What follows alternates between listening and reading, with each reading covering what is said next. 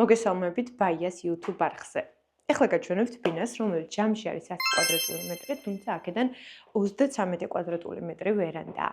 ნახოთ მისი გადანაწილება, ერთად შევაფასოთ, როგორია ის. პირველ რიგში აღნიშნავ, რომ საკმაოდ ნეიტრალური ფერები არის გამოყენებული, თუმცა დეკორაციები, რომელიც ახალი სტარტაპის Redline დეკორის დამზადებულია, განსაკუთრებულს ხდის ნამდვილად ამ ბინას.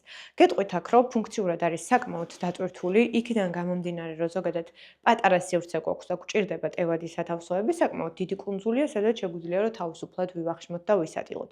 ზედაპირზე არის ბუნებრივი ქვა, ასევე ელექტროლუქსის ტექნიკა, არ არის გაზი შემოყვანილი, რაც მე ვფიქრობ, რომ დღეს უკვე აქტუალურია და მეც პირადად ჩემს სახლში ნამდვილად ინდუქციურ ზე გავაკეთებ არჩევანს.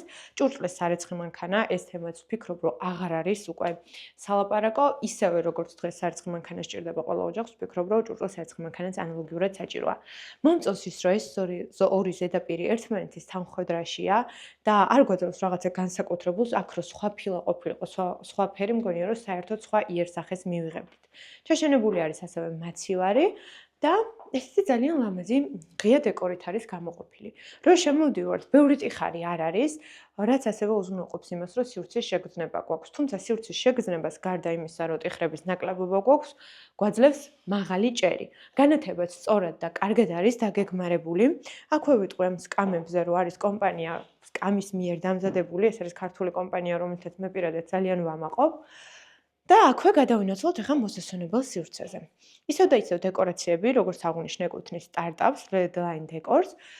ძალიან მომწონს ეს დეტალიც, თუნდაც ეს პლედის ფერი, რომელიც ასევე განსხვავებულს ხდის და აქვე ამ განსაკუთრებულ დეტალზეც გავამახვილებდი ყურადღებას. Samsung-ის ბრენდის კონდიციონერი გვაქვს და ასევე Sony-ის ტელევიზორი. აღსანიშნავია ის ფაქტიც, რომ ზედმეტი დეტალისგან არ არის გადატვირთული კედელი, ტელევიზორის კედელი, იქიდან გამომდინარე, რომ პატარა სივრცე გვაქვს და სამზარეულო საკმაოდ მასშტაბური ტერიტორია აქვს. თუმცა ამ ყველაფერს ანაცვლებს ის, რომ მისაღების სივრცე ვერანდასთან არის დაკავშირებული, ამ ვერანდაზე აუცილებლად გავალ, მაგრამ ჯერ შევიდეთ საძინებელში.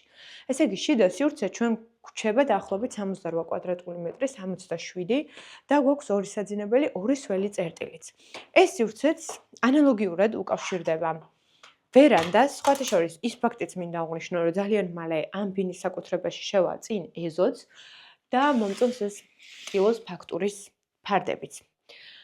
აქვე აღვნიშნავ სარკეს, არ არის ესეთი სტანდარტული ზომის, არის ჭერამდე და რა თქმა უნდა ესეც სივრცეს უფრო და უფრო დიდს ხდის და აღვნიშნავ აი ამ საწოლის დეტალზეც ყურადღებას. ჯამში გვაძლევს რაღაცა ერთიანობას, თითქოს სპეციალურად აი ამ ყველაფერზე არის მორგებული მთლიანი საძინებლის დეკორიც.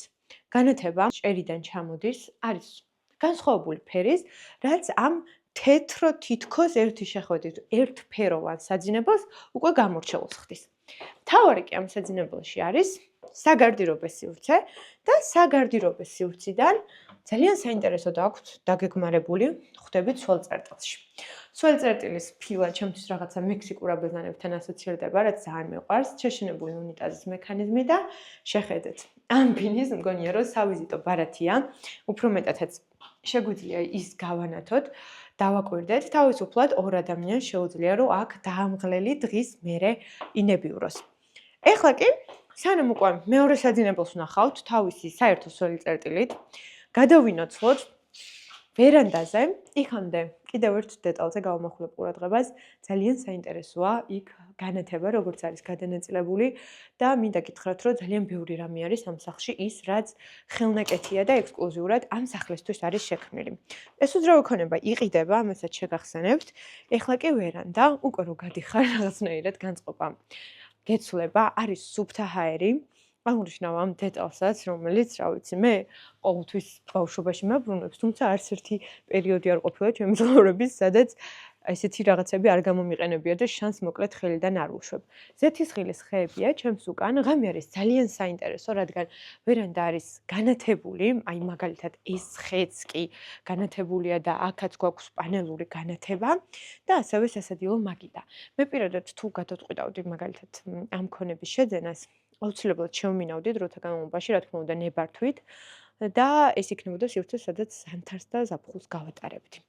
რაც შეეხება უკვე აივნის გაგრძელებას, ვერანდის უფრო სწორად, შევდივართ მეორე საძინებელში.